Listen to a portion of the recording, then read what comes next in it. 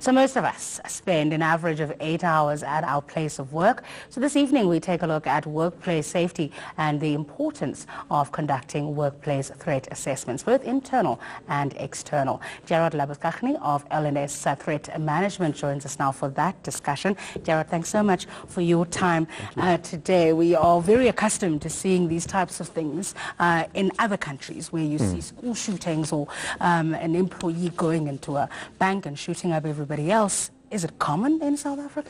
Well, look, the lethal violence part, thankfully, is not common in South Africa, but even throughout the world. But the bigger concern is the fear for safety that people have, because it's that fear that make people unproductive in the workplace, that make them want to leave employment if they feel that the employer doesn't look out for their safety, etc. So there's that financial cost. So the worst case scenario is loss of life, but it has other financial impacts, people booking off sick due to stress-related injuries, illnesses, etc. Yeah, so we're not just talking about someone coming in to shoot up the place either. What sort of threats should companies think about? Well, normally when we talk about workplace violence or threats, it's either from strangers, which could be opportunistic people wanting to extort money from your company, making threats, to a mentally ill person, but of course in today's climate also sort of your terrorist threats. So that's your stranger category.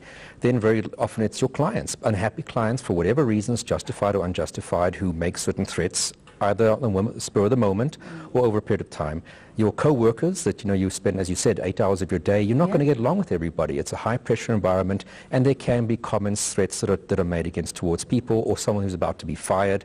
And then, of course, the fourth category is your intimate partner spillover. So domestic issues that end up in the workplace. The jealous ex-boyfriend who comes and harasses his ex-girlfriend in the workplace because that's the only place that he can find her. Or heaven forbid they work together, then you've got a double whammy in that regard. Okay, so how do you know that you need to do this kind of an assessment? Well, the Occupational Health and Safety Act says that you're supposed to provide an environment that's safe for your employees and actually take steps to eliminate or mitigate any potential threats to their safety. Now, we often think of hard hats and steel-tipped shoes, but we don't think of the other side of it, where it's the interpersonal threat.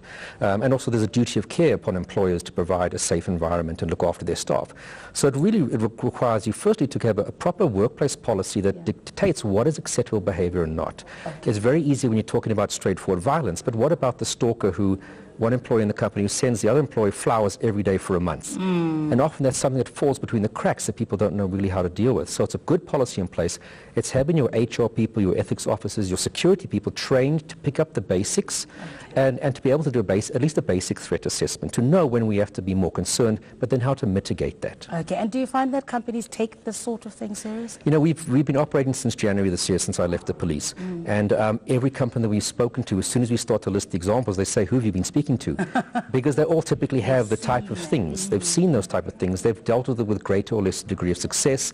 Often they just ignore it, hoping it goes away, but then your staff feel that you're ignoring them and not looking out for them. So definitely there's a great interest in training of staff on different levels, from managers to your actual people who need to have the capability to do a threat assessment, and also consultations. All right, what sort of training?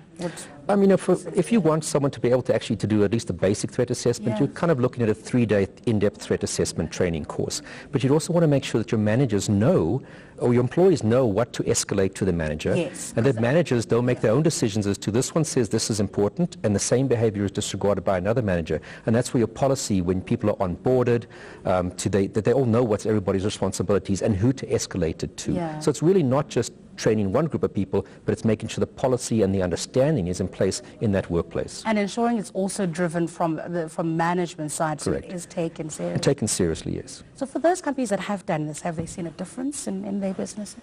Well, definitely one thing you're going to see is that your employees feel safe. They feel as if you actually do care about them. And there's some companies that, I won't mention specific names, who it's a big part of their culture is, we want to really look after our staff, and they can see it in staff loyalty.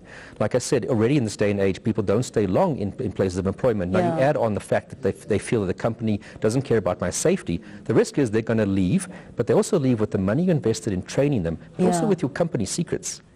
So and if they go with bad blood, I'm not saying they're intentionally going to give information to their new employer, but there's less of a barrier stopping them from doing that if they feel that they're left under very bitter circumstances because the company didn't even care about their life. All right, we'll leave it there. Thanks so much for your time today. Gerard Labuschagne is from L&S Threat Management.